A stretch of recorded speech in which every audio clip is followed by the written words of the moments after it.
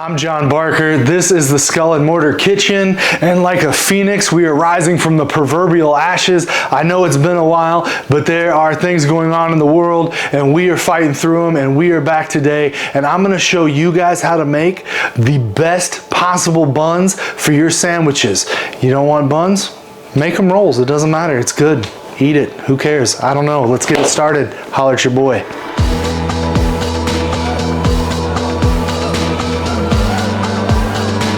Alright guys, on today's video we will be using this blazant oven thing. That sucks. Guys, today we are going to be using the 16-quart Blazant T11 oven. This is 8 appliances in one. It's one-touch cooking. It's easy to use. It's a multifunctional product. It's an air fryer. It's a rotisserie. It's a microwave. It's a toaster oven. It's a toaster. It's a dehydrator, a thaw box. There's 8 preset modes, whatever you want. 360 degrees of rapid heat with air circulation. Cuts out 90% of fat. There's a shake flip reminder. There's a preset mode for fry, steak, toast. It'll beep, it'll tell you what to do. It's easy, it makes cooking very easy. There's a glass window, there's an internal light so you can check out your cooking at all times. There's a multi-layer design, there's practical accessories, free recipes, a cheat sheet included, and it's 16 quarts. So you can put so much stuff in here, it's ridiculous. We're gonna use it today to bake our buns, and at the end of this video, guys, I got a surprise for you. We're gonna give this away to one of you lucky viewers, free of charge. I'm even gonna pay for shipping. I'm gonna ship this directly to you. This one right here that we're using in the video. Stay tuned to the end of the video to find out how you win it, right? All right, let's get into this recipe. All right, so the first thing we're gonna do is we're gonna get 436 grams of flour. Yes, guys, everything is gonna be weight related because weight allows you to get the perfect measurements. Volume measurements don't work great for this kind of thing. So I know before I've gotten comments asking for the volume measurements. I'm not gonna do that. It's gonna be weight. You can get a cheap scale at Walmart for like 10 bucks. So 436 grams of flour. All right, so we're gonna take that and we're gonna dump in 31 grams of regular granulated sugar that you have at your house right now, allegedly. I guess I don't know that for sure, right? From there, we are going to take 14 grams of active dry yeast. We're gonna go ahead and dump that in there. You can use other yeast, but you might have to cultivate it beforehand, so make sure you're looking into that and you know what you're doing and you know what you're working with, right? We're gonna take 30 grams of powdered milk. This is gonna add a richness to the flavor. I know it seems a little wacky, guys, but go ahead and add it in there. 31 grams of powdered milk. Now we're gonna get salt. We're gonna do 9 grams of salt, just a little smidge, guys. If you go overboard, it's gonna taste like, so don't do that. Guys, we're just gonna whisk that together, okay? Now you can skip this step if you want to, but I wouldn't recommend it just because it, you know, it helps everything kind of get in there together. It's pretty easy. It doesn't really add any difficulty to the recipe. So just whisk the stuff in, dude. Don't be a lazy son of a bee, all right? Now that we have our dry ingredients put together, we are going to dump in 41 grams of melted butter. Get it in there. All right, mine's starting to cool up a little bit, so we're gonna go ahead and try and get it all out of there. I want all that butter. 221 grams of water. Just take it right out of your tap. You guys leave it at least at room temperature, lukewarm at best, and 1 whole egg. That is the bulk of the work of this recipe, guys. That's it. I'm gonna use a stand mixer for this now. I've got my trusty KitchenAid. Whoa! I got my trusty KitchenAid mixer here. I'm gonna go ahead and plop this down here. Now, you can do this by hand, so if you don't have a mixer, fear not, man. You're just gonna have to put in a little elbow grease to get the work done. All right, we're gonna start by using the paddle mixer. The reason we're, oh damn, what the hell? Oh God, maybe we won't. I don't know what I'm doing. Amateur hour over here, guys. All right, there we go. We're gonna start by using the paddle mixer, okay? We got it in. What this is gonna do is this is gonna just let everything, again, get together, lock it down. We're gonna put it on about a medium speed. Now, once you do this, you're gonna wait until you kind of notice, oh, you might have to tone it back a little bit if you start throwing powder everywhere like a 1980s hooker. Now, as you can hear there, you hear that it's starting to have a little trouble turning. That's when we're gonna go ahead and switch to our dough hook, all right? So if you're like me and you hate getting weird stuff on your fingers, You can glove up for this. I probably should have gloved up, but I'm not going to because I've been living life on the edge a lot lately. Now that we have that mixed up, we're gonna go ahead and slide our dough hook right on here. And we're just gonna kind of let this run for a few minutes at about medium speed, just until the dough's not sticking to the sides anymore. Should take, you know, 3, 4, 5 minutes, something like that. Who knows? I don't know. Just let it do its work. All right, guys, once your dough looks like that, it's time to go ahead and pull it on out of the cementher, all right? Again, I have a weird aversion to gross stuff touching my hands. Not saying that this is gross, but it does feel kind of gross. So here's what our dough looks like. Look at that. It's fluffy, it's springy, it's not too sticky, but you can hear it does have a little bit of stick to it. That's exactly what we're looking for, right?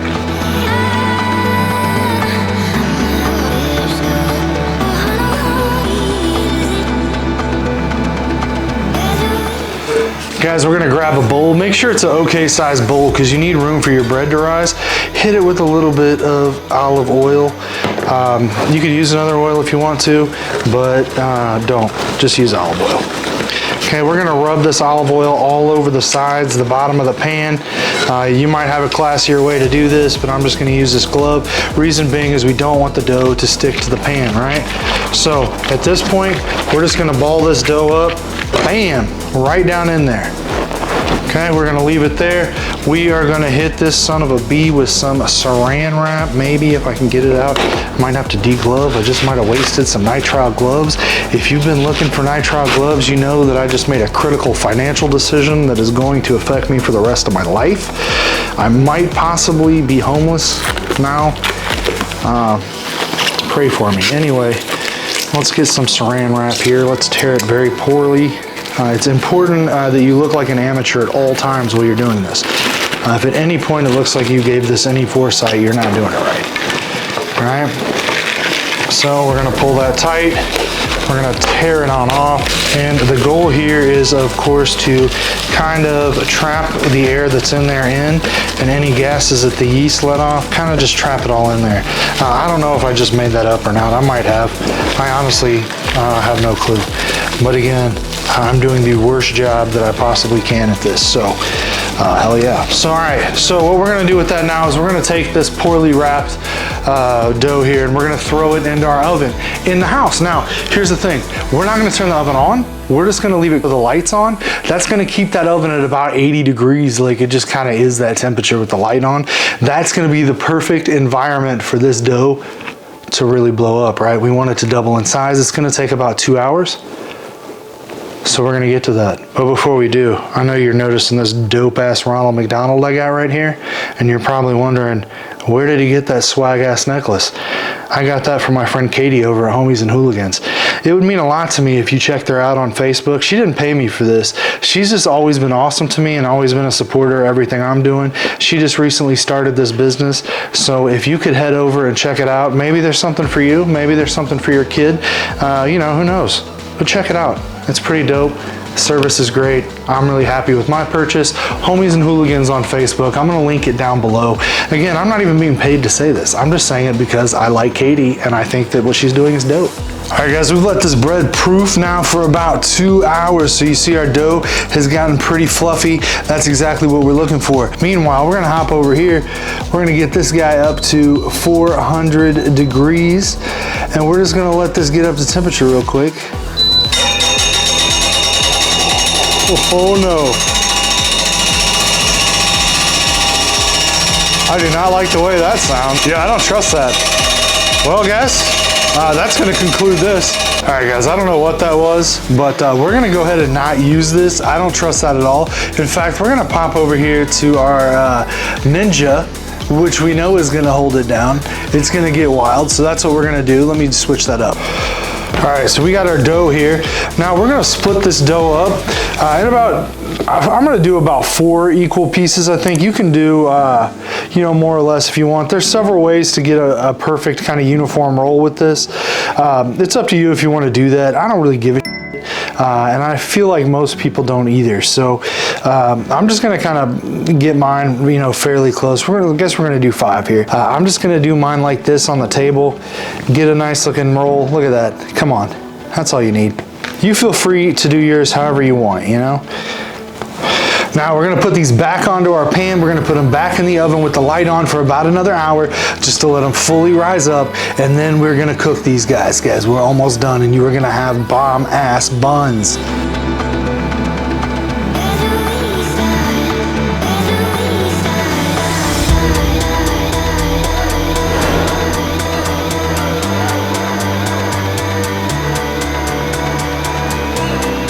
All right, now that we've let our buns rise for another hour, we are going to go ahead and paint these with the egg wash. Now, if you don't know how to make an egg wash, dude, this is probably not the right channel for you. I just literally took 2 eggs, beat them together, get a good mix here, and I'm gonna paint it on here, try to get the whole thing. Now, what this is gonna do is it's going to give you that, just that rich, kind of nice whole flavor, as well as allow the outside to toast and brown up nicely, so you get a nice texture to the outside of your bun. Now, I know you guys are saying I'm not a baker, I'm a you know, a budding pitmaster and whatnot, but a homemade bun, this bun right here is gonna change the whole game for you. I'm telling you this, it's hearty, it's delicious.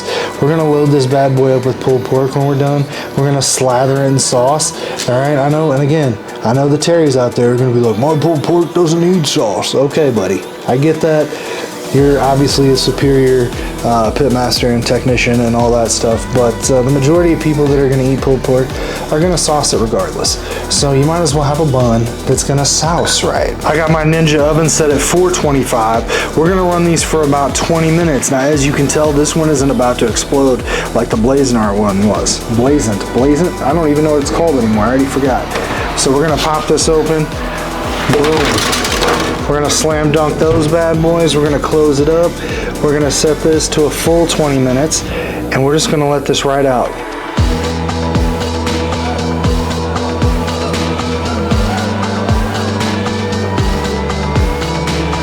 Guys, look at this bun.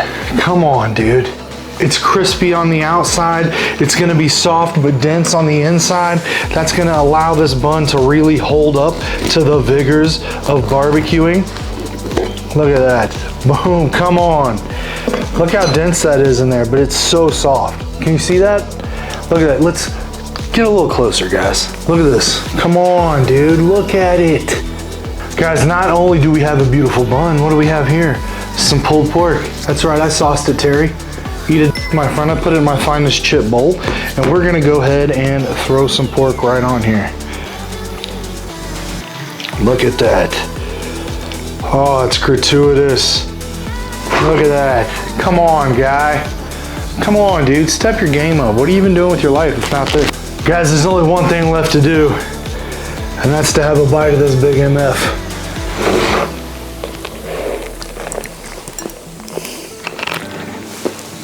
Ooh. Come on. Come on, dude. It's delicious. Guys, your teeth crunch right through the outside. It's delicious, it's soft inside, but again, it's dense, so it's gonna hold up. Look, you ain't even concerned about the sauce. It just soaks it right up, dude, no problem. This bun is ideal for barbecue. It's ideal for friggin' burgers, dude. Any juicy, messy, delicious burger, and it's very, very easy to make, guys. So if you're looking for an easy, inexpensive way to step your game right the F up, it's this bun right here. I'm not sure where this recipe originally came from, but you know, if you find it somewhere, link it down below so we can give them proper credit. I've been using this for a while. I love the recipe. It's a great bun. I hope you loved it. Guys, don't forget to check out Homies and Hooligans. I'm linking it below. This is my Brett the Hitman heart piece. It's pretty dope. Also, we got new Resurrect the Dead merchandise. Check us out. That link is also below. Grab that. It helps the channel. We got sauces. We got rubs. 1-pounders will be back in stock by the time you see this video as far as the rubs go. So hop on there. Check it out, guys. And again, thanks for being patient with me as I work through these things that I got going on. And if you like this video, if there's something in it that you found value in, hit that like button, leave a comment below, let us know what you want to see. I was going to give away that oven for free, but it doesn't appear to be safe. So we're not going to do that. That's going to go in the trash. But what I am going to do on my next video, I'm gonna give away a Skull and Mortar t-shirt free of charge. I'm gonna ship it out to you free. So make sure you're here for that next video if you want details on how to get it. Anyway, like, subscribe, leave a comment, check us out, skullandmortar.com. Love you guys. Have a happy holidays.